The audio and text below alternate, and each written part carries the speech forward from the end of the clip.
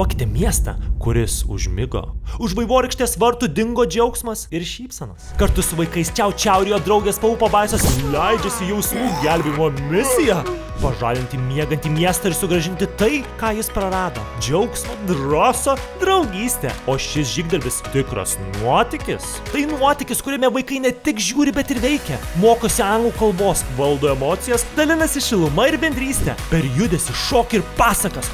Šokam į širdį. O jei pavyks pažalinti miegantį miestą, jų laukia stebuklingos dovanėlės ir naujos supergalios.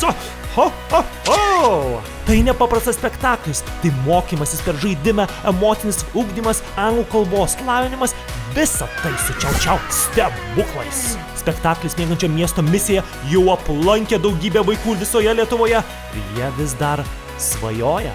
Gal ir tavo miestas pasiruošęs pabusti iš sapnų? Susisiek, kol nevėlu. Superherojų skaičius miegančio miesto sapnuose ribotas. Čiau, gyvenk smagiau. Susitikime miegančiame mieste. Čiau.